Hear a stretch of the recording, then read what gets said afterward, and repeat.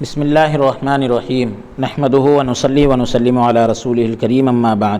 معزز سامعین اکرام، السلام علیکم ورحمۃ اللہ وبرکاتہ۔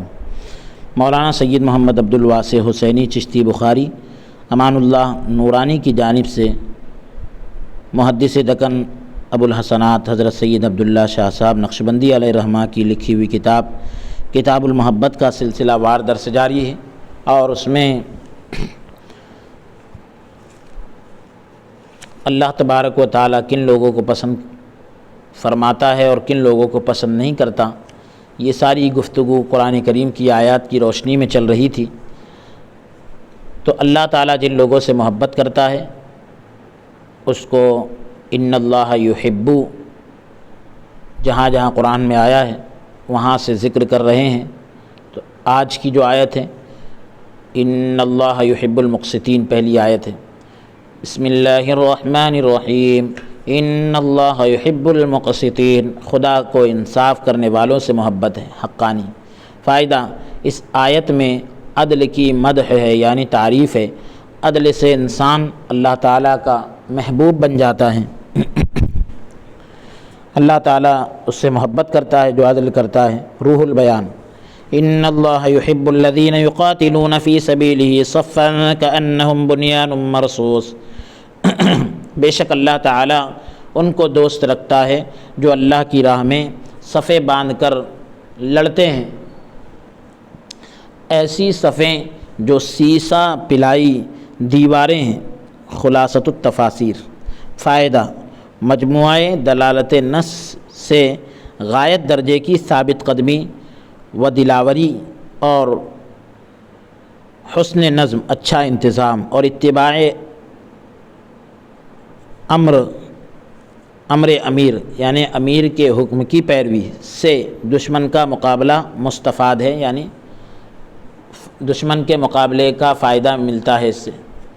حضور صلی اللہ علیہ وآلہ وسلم نے فرمایا، 3 آدمی ہیں جن کی طرف دیکھ کر اللہ تعالیٰ ہنستا ہے، یعنی اپنی شان کے مطابق۔ نمبر 1 رات سے اٹھنے والا، یعنی رات کو اٹھنے والا، نمبر 2 جب نماز کی صف بندی ہو، نمبر 3 جب جہاد میں صف بندی ہو۔ بس یعنی اس سے پتہ چلا کہ صف بندی محبوب حضرت الوہیت ہے، اللہ کی بارگاہ کا یہ پسندیدہ عمل ہے۔ اسی لیے حدیث میں وارد آیا ہے کہ جماعت کو لازم پکڑو۔ جو بکری گلے سے دور ہو جاتی ہے، یعنی اپنے لشکر سے دور ہو جاتی ہے، اسے بھیڑیا کھا لیتا ہے۔ خلاصۃ التفاسیر، اس میں جو ہے اتفاق کی تعلیم ہے، یعنی ایک رہنے کی تعلیم ہے۔ واقعی جو ہے اتفاق عجیب چیز ہے۔ اسلام نے عبادت سے لے کر دشمنوں کے مقابلے کے وقت تک جماعت اور اتفاق کی تاکید کر کے افراد متفرقہ کو، یعنی ایک رہنے کی تاکید کر کے الگ الگ افراد کو جمع کر دیا۔ اس آیت میں صف بستہ ہو کر لڑنا انسان کا اپنے جمی، یعنی تمام قواں روحانیہ، یعنی روحانی جو طاقتیں ہیں اس کو ابھار کر شیطانی قوتوں، شیطانی طاقتوں اور شہوات کے لشکر کو زیر و زبر کرنے کی طرف بھی، یعنی اوپر نیچے کرنے کی طرف بھی اشارہ کر رہا ہے۔ اس جنگ میں بھی استقامت اور استقلال شرط ہے، جمع رہنا مستقل مزاجی شرط ہے۔ ذرا دنیاوی تجمل دیکھا، خوبصورتی دیکھا اور پھسل گئے، خواہش نفسانی نے غلبہ کیا اور اپنے تجملات دکھائے، ڈگمگا گئے۔ ایسے لوگوں کو تجملات یعنی خوبصورتیاں، ایسے لوگوں کو اس ملک کے باقی اور شہر قدس کی سلطنت کب نصیب ہوتی ہے؟ حقانی، درد دل اور محبت الہی کی طلب میں رہنے والوں۔ آپ نے دیکھا ہوگا کہ بنڈی کی سواری ایک ایسی سواری ہے کہ صبح سے شام تک تو چلے کتنا آئے، 10 میل۔ ریل بھی ایک سواری ہے،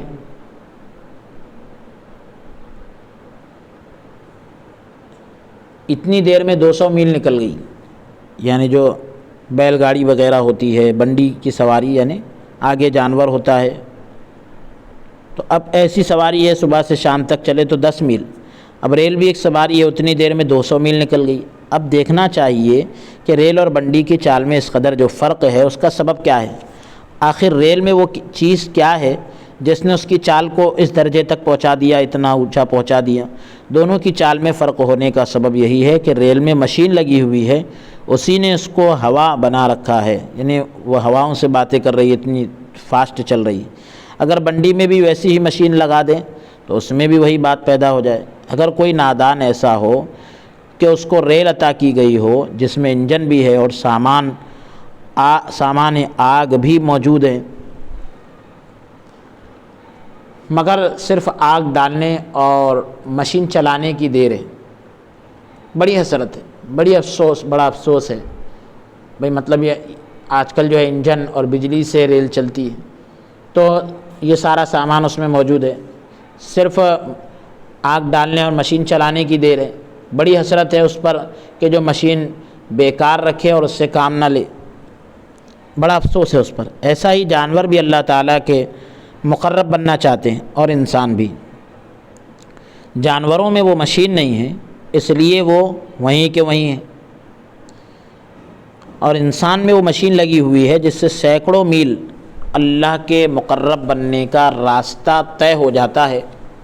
اب سوچئے کہ انسان میں وہ کون سی مشین لگی ہوئی ہے؟ درد دل اور محبت الہی کے طالبوں، جو اللہ کی محبت کے طلبگار ہیں، ان سے خطاب کر رہے ہیں کہ وہ مشین کیا ہے؟ وہ مشین دل ہے۔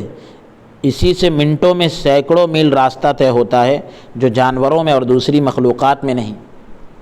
اچھا صاحبو، اب یہ بتاؤ کہ ریل ہے، اس کو انجن بھی موجود ہے، آگ کا سامان بھی ہے، لیکن ڈرائیور بے وقوف ہے، انجن ٹھنڈا رکھ کر اس کو ٹھیلتا ہے۔ تو ٹھیلنے کے لیے یہ ایک اصطلاحی لفظ ہے، علاقائی لفظ ہے، تو بہرحال یہ کہ اب ٹھیلنے کے لیے کیا کرتا ہے؟ اول تو اس کو نیچے اترنا پڑتا ہے، پھر بہت کچھ زور بھی لگانے کی ضرورت ہوتی ہے۔ یہ جب یعنی گاڑی میں کوئلہ بھرا جاتا تھا اور اس آگ جلائی جاتی تھی اور اس آگ کی بھاپ سے جو ہے وہ ریل چلا کرتی تھی، تو بہرحال یہ ہے کہ گو اس طرح ٹھیلنے سے وہ بھی چلتی ہے، کیونکہ وہ آخر لوہے کی سڑک پر ہے۔ پٹری جو ہے لوہے کی ہوتی ہے، مگر کتنا چلتی ہے؟ صبح سے شام تک 2-4 میل بس، جہاں چھوڑ دیا بس کھڑی ہو گئی۔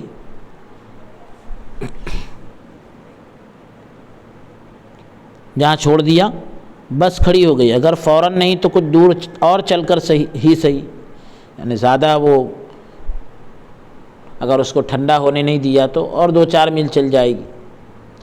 غرض ٹھیلنے سے دن بھر میں 2-4 میل چل سکتی ہے، اگر ڈرائیور بہت قوی ہو، طاقتور ہوا، برابر ڈھکیلتا چلا گیا بہت سے بہت 10 میل، کیونکہ صاحب و مشین لگی ہوئی ہے نا، پھر کیوں بنڈی کے جیسی ہو گئی؟ تو دوستو صاحبو، آپ نے سمجھا نہیں۔ صرف مشین ہونے سے کیا ہوتا ہے؟ اس میں آگ جلاؤ، بھاپ پیدا کرو، پھر دیکھو بے مشقت کے بغیر تکلیف کے سینکڑوں میل نکل جاتی ہے، سینکڑوں میل تک دور چلی جاتی ہے۔ ہائے افسوس اس بے وقوف ڈرائیور پر، افسوس ہے کہ اس کے پاس انجن بھی ہے، اس کی کلی بھی بہت اچھی ہے، بھاپ بنانے کے لیے سب سامان بھی ہے، کوئلہ بھی ہے، پانی بھی ہے، دیا سلائی بھی، مگر آگ سلگائے کون، آگ جلائے کون اور بھاپ بنائے کون؟ یہ سستی کی وجہ سے ہاتھ پاؤں ہلانا نہیں چاہتا۔ تو یہاں کسر کاہے کی ہے؟ یہاں کسر کس چیز کی ہے؟ یعنی صرف یہ سستی کی وجہ سے ہاتھ پاؤں نہیں چلاتا ہے، یہاں کسر کس چیز کی ہے؟ صرف بھاپ کی اور آگ سلگانے کی مشین ہے، یعنی کسر ہے تو صرف بھاپ کی اور آگ سلگانے کی مشین ہے، مگر بھاپ نہیں ہے، تو اس لیے چال تیز نہیں ہے۔ انسان میں بھی دل لگا ہوا ہے، پھر کیوں اس کی حالت جانور کے جیسی ہے؟ اللہ اکبر۔ صاحبو، صرف دل ہونے سے کیا ہوتا ہے، اس میں بھاپ پیدا کرو، بھاپ۔ اب بھاپ کیا ہے؟ بھاپ جو ہے وہ محبت الہی ہے۔ محبت الہی، ہائے افسوس اس بے وقوف انسان پر کہ اس کے پاس دل بھی ہے، محبت الہی اللہ کی محبت پیدا کرنے کا سب سامان بھی دیا گیا ہے، مگر محبت الہی پیدا کرنے کی نہ فکر ہے نہ کچھ کوشش، اس لیے انسان جانور بنا ہوا ہے۔ دل ہے، اس میں محبت الہی نہیں، کسی سے سننے سے یا کہیں دیکھنے سے قرب الہی اللہ کے قریب ہونے کا راستہ کچھ چلتا ہے، مگر ایسا ہی انجن ٹھنڈا رکھ کر ٹھیلتا ہے کہ کچھ چلے اور پھر ٹھہر گئے۔ 4 دن نماز پڑھیے پھر غائب۔ ہر عمل کی یہ حالت ہے، اس میں مشقت بہت اور کام تھوڑا۔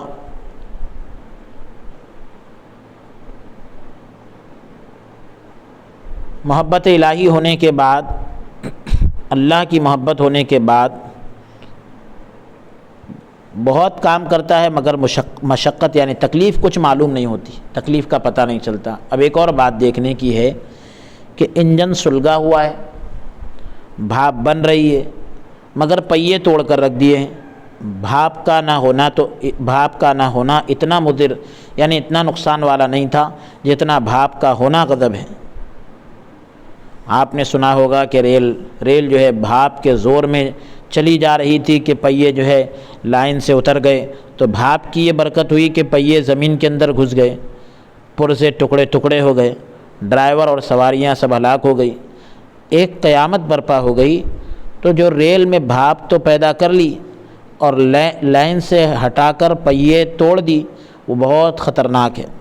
بھاپ جو ہے محبت الہی ہے، اللہ کی محبت ہے، اور وہ جو پہیے، اس کو حضرت جو ہے اعمال سے تشبیہ دے رہے ہیں، پہیے جو ہے وہ اعمال ہیں اور لائن جو ہے وہ شریعت ہے۔ تو جو محبت تو پیدا کر لی لیکن شریعت سے ہٹ گیا، شریعت کیا ہے؟ لائن، شریعت سے ہٹ گیا، اعمال چھوڑ دیا تو اپنے آپ کو ہلاکت باطنی میں ڈال دیا، باطنی ہلاکت کے اندر اس نے اپنے آپ کو ڈال دیا۔ جس نے محبت نہیں پیدا کی لیکن عمل شریعت پر کرتا رہا تو اس کی مثال ایسی ہے جیسے بلا بھاپ کے، بغیر بھاپ کے ریل ٹھیل رہا ہے، ریل کو چلا رہا ہے، چال سست، جہاں ٹھیلنا چھوڑ دیا بس رک گئی، کیونکہ بھاپ نہیں ہے نا، اس لیے یہ بھی کچھ نہیں۔ صاحب و عمل کو اور محبت الہی کو دونوں کو جمع کر لو۔ یہ وہ ریل ہے کہ جس میں بھاپ بھی ہے، پہیے بھی ہیں اور لین پر بھی ہے۔ پھر دیکھو کیسا جلدی قرب الہی کی، اللہ کے قرب کی مسافت طے ہوتی ہے، منزلیں آسان ہوتی ہے۔ صاحبو اب دل کو ٹٹولیے، دیکھیے کیا اس میں محبت الہی ہے، کیا محبت بھرا دل ایسا ہی ہوتا ہے؟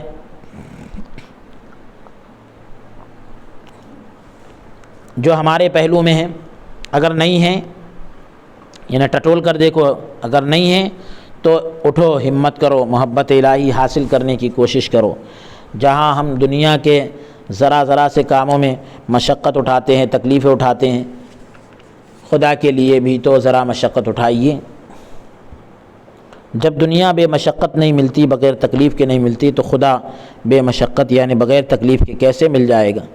محبت الہی پیدا کرنے کے 6 جز کا نسخہ حضرت بتلا رہے ہیں کہ روحانی طبیبوں نے، روحانی علاج کرنے والوں نے 6 جز کا نسخہ جو ہے دل میں محبت الہی پیدا ہونے کے لیے بتلائے ہیں، اس پر عمل کرنا شروع کر دو، پھر دیکھو محبت الہی کس قدر پیدا ہوتی ہے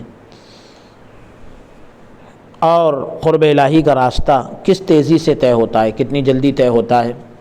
پہلا جز، اللہ تبارک و تعالیٰ کے تمام احکام کی پوری تابعداری پابندی سے کیا کرو۔ یہ قاعدہ ہے کہ جس کا کہاں مانتے ہو اس سے اطاعت کرنے والے کو،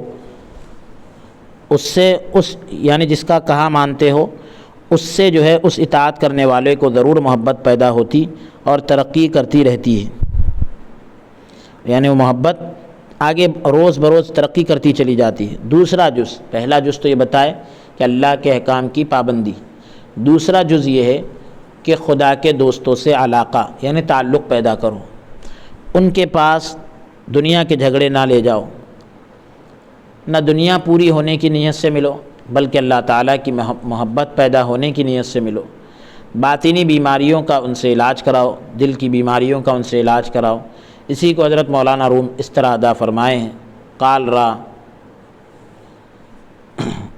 بگزارت مرد حال شو، یعنی قیل و قال میں عمر نہ گزارو، حال پیدا کرو۔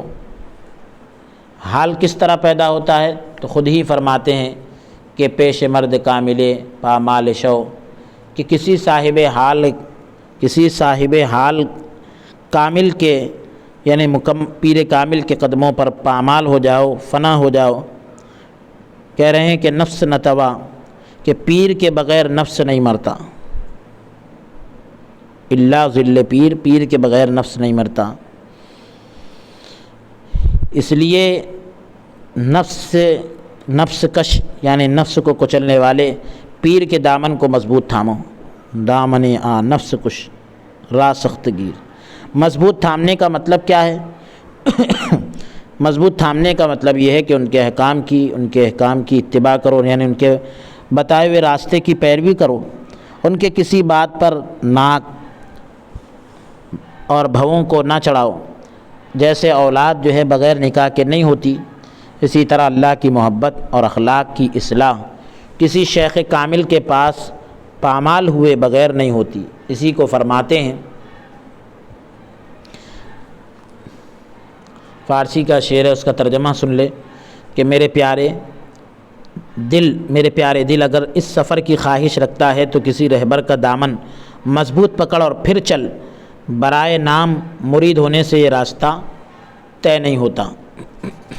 حکم کی تعمیل کرنا ہوگا، حکم پر عمل کرنا ہوگا، گو کیسا ہی نفس کو گرا ہو، یعنی نفس پر دشوار گزرے۔ اسی لیے پہلے جو ہے ایسے شخص کی تلاش کرو جو شریعت کا پابند ہو، جن کی صحبت میں اللہ یاد آئے اور دنیا سے نفرت ہونے لگے۔ اسی لیے کسی نے کیا خوب کہا ہے کہ با عاشقہ نشی و غم عاشقی گزیں، کہ عاشقان الہی اللہ کے چاہنے والوں کے پاس بیٹھا کرو، ان سے عشق الہی کا جذبہ حاصل کرو۔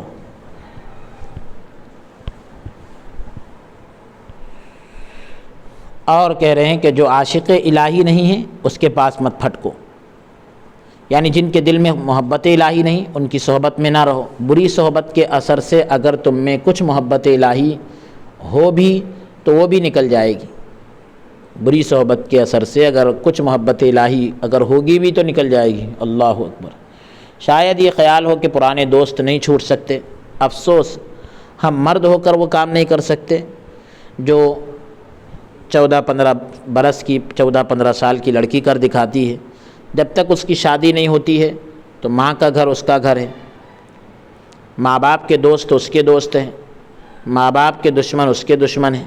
جب شادی ہو کر خاوند کے یعنی شوہر کے گھر جاتی ہے تو اس کی حالت میں بڑا تغیر آ جاتا ہے، بڑی تبدیلی اور چینجنگ آ جاتا ہے اس کے اندر، کہ وہ سمجھتی ہے کہ آج سے میرا گھر وہی ہے جو خاوند کا یعنی شوہر کا گھر ہے۔ دوست کون ہے؟ جو خاوند کا یعنی شوہر کا دوست ہے۔ دشمن کون ہے؟ جو خاوند کا دشمن ہے۔ دیکھو 14-15 برس کی لڑکی، 14-15 سال کی لڑکی شوہر کی ایک ذات کے سامنے اس نے یعنی شادی کے بعد اس نے سب کو آگ لگا دی، خاوند کی ہی ہو رہی، شوہر کی ہی ہو کر رہ گئی، اس نے پرانے تعلقات کو کس طرح چھوڑ دی۔ یہاں تک نوبت آ جاتی ہے کہ اگر پرانا دوست جو ہے خاوند کا دشمن ہے، شوہر کا دشمن ہے، تو وہ لڑکی بھی اس کو دشمن سمجھنے لگتی ہے۔ افسوس ہم مرد ہو کر کیا خدا کی ایک ذات کے لیے ایسا نہیں کر سکتے؟ کیا ہم پرانے دوستوں کو آگ نہیں لگا سکتے؟ آگ لگا کر نیکوں کی صحبت نہیں اختیار کر سکتے؟ کیا ہم 14-15 برس کی لڑکی سے بھی گئے گزرے ہوئے ہیں؟ اگر آپ فرمائیں گے بہت لوگ نیک صحبت میں رہے، کچھ اثر نہ ہوا، جیسے کہ ویسے رہ گئے۔ ایک شخص جو ہے مدتوں ڈاکٹر صاحب کے پاس رہا، نہ بیماری بتلائے اور نہ علاج کرائے، تو کیا وہ جیسا کا ویسا بیمار نہیں رہے گا؟ اگر کوئی علاج تو کیا کرتا، اور اگر کوئی علاج تو کیا کرتا، اور ڈاکٹر صاحب پر نکتہ چینی کرنے کے لیے آئے تو کیا وہ بیمار اچھا ہو سکتا ہے؟ یا وہ نیک صحبت کو بھی اپنے رنگ میں رنگنے کی نیت سے آئے تو کیا اس کو فائدہ ہو سکتا ہے؟ تو یہ دوسرا جز بتائے کہ اللہ والوں کے ساتھ تعلق قائم کرنا۔ پہلا جز تو یہ تھا اس کا یعنی اس کے 3 چیزیں بتلائی تھی۔ پہلی چیز تو اللہ کے احکام کی پابندی، دوسرے یہ کہ اللہ والوں کے ساتھ تعلق، اور تیسرا یہ کہ تنہائی میں بیٹھ کر جتنا ہو سکے ذکر کیا کرو، اللہ کو یاد کیا کرو، لیکن اس نیت سے ذکر کرو کہ اس کے ذریعے اللہ کی محبت پیدا ہو۔ کثرت ذکر سے، زیادہ ذکر سے یہ راستہ بہت جلد طے ہوتا ہے۔ اب چوتھا جز، کسی وقت جو ہے تنہائی میں بیٹھ کر اللہ تعالیٰ کی نعمتوں کو سوچا کرو اور اس کے کمال کے صفتوں کو یاد کیا کرو، اللہ تعالیٰ کی صفتوں کو یاد کیا کرو، محسن سے اور صاحب کمال سے، احسان کرنے والے سے، اور جو صاحب کمال ہوتا ہے اس سے محبت ہونا لازمی ہے، یعنی اللہ تعالیٰ ہر چیز میں کمال کو پہنچا ہوا ہے۔ اب 5واں جز کیا ہے؟ 5واں جز یہ ہے، 5واں حصہ یہ ہے کہ اللہ تعالیٰ سے تعلق پیدا کرو، اللہ تعالیٰ سے تعلق پیدا کرو۔ ظاہری اعمال اسی واسطے نہیں ہو سکتے کہ اللہ تعالیٰ سے پورا تعلق نہیں، اور باطن کی اصلاح بھی نہیں ہوتی ہے، اسی لیے کہ خدا سے پورا تعلق نہیں ہے۔ صاحبوں، کیا آپ نہیں جانتے، آپ جانتے نہیں کہ تعلق کن کو کہتے ہیں؟ تعلق کے معنی دل کا لگاؤ، دل اللہ کی طرف متوجہ رہنا، دل میں اللہ کی یاد بس جانا۔ اب غور کر لیجئے کہ ہم اللہ تبارک و تعالیٰ کے ساتھ، ہم کو اللہ تبارک و تعالیٰ کے ساتھ یہ تعلق حاصل ہے یا نہیں؟ ہر شخص غور کرے کہ رات دن میں کتنا وقت اللہ تعالیٰ کی یاد کے لیے ملتا ہے۔ ذرا انصاف سے سوچئے تو خود آپ کو معلوم ہو جائے گا کہ سب چیز کی یاد اور دھیان سے کم زمانہ اللہ تعالیٰ کی یاد کا ہوتا ہے۔ یعنی بہت کم وقت اللہ کی یاد کے لیے ہم دیتے ہیں۔ جن چیزوں کا ہمارے دل میں خیال اور دھیان رہتا ہے ان سب سے کم زمانہ اللہ کی یاد کے لیے ملتا ہے۔ مال کا دھیان بھی ہم کو بہت کچھ رہتا ہے، جان کا دھیان بھی اکثر رہتا ہے۔ اگر کوئی کسی کا نوکر ہے تو اس کو آقا کا دھیان بھی اکثر رہتا ہے، بچوں کا دھیان بھی زیادہ رہتا ہے، مگر ایک نہیں رہتا ہے تو اللہ کا دھیان، اللہ تعالیٰ کا دھیان نہیں رہتا۔ رات دن اٹھتے بیٹھتے چلتے پھرتے دل میں یہ ادھیڑ بن رہتی ہے کہ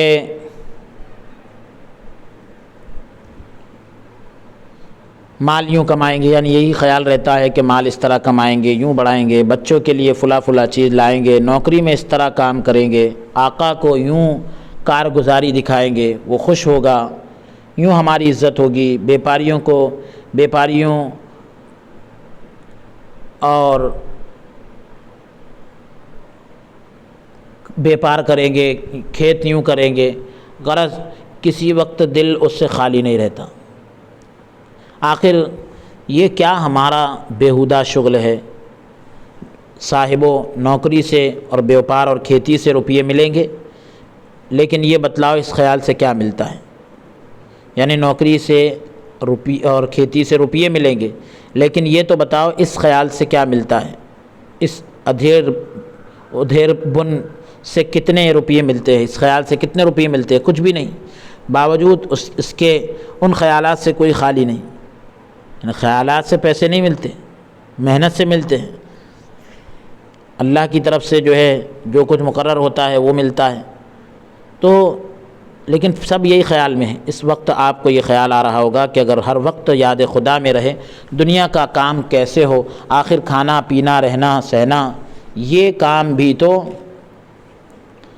کرنے کے ہیں، یہ کیسے ہو سکتا ہے کہ سب کام چھوڑ کر بس یاد خدا میں لگ جائیں؟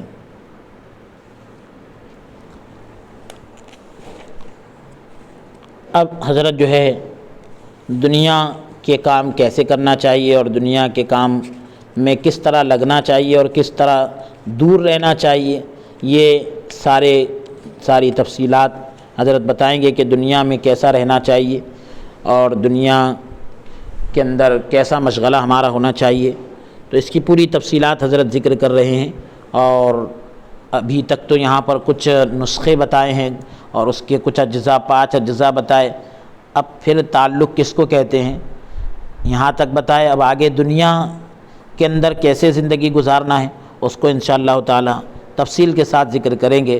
آج کے سلسلہ درس کو ہم یہی موقوف کرتے ہیں۔ اللہ عز و جل کی بارگاہ میں درخواست اور دعا کرتے ہیں کہ رب تبارک و تعالی ہم سب کو قول سے زیادہ عمل کی توفیق عطا فرمائے۔ دوران درس اگر کوئی لغزش یا کوتاہی ہوئی ہو تو اللہ رب العالمین اپنے فضل سے معاف عطا فرمائے۔ استغفر اللہ ربی من کل ذنب واتوب الیہ، وصلی اللہ تعالی وسلم علی خیر خلقی سیدنا و نبینا محمد وعلی آلہ واصحابہ اجمعین برحمتک یا ارحم الراحمین والحمد للہ رب العالمین۔